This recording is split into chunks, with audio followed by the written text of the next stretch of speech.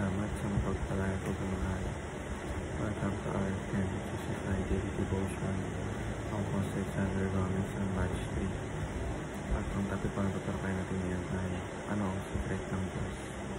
Ngayon po ang ating Bible verse ay tungkol sa Deuteronomy chapter 29 verse 29. At isang pa natin yung ating puso thesis magalang salita ng Diyos.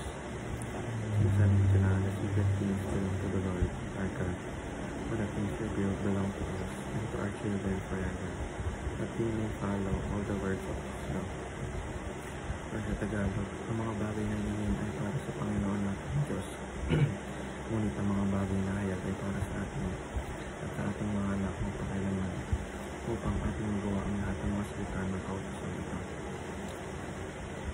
Teaching, secret of God. Number 1, some secrets are hidden forever. Pinapakita dito na ang Diyos ay may kapangyarihan higit sa ating pag-unawa.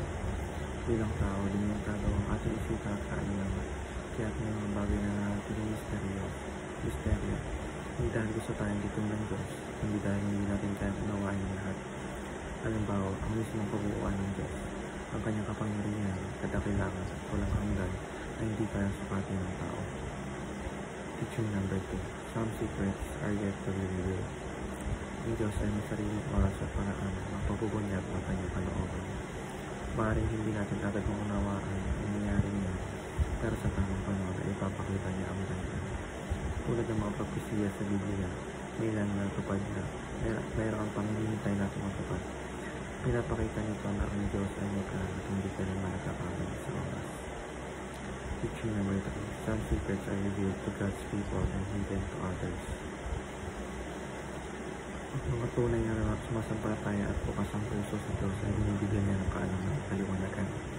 Ngunit sa mga pusong sarado at hindi handang maniwala, nanatiling misteryo ang mga bagay ng karya ng Diyos.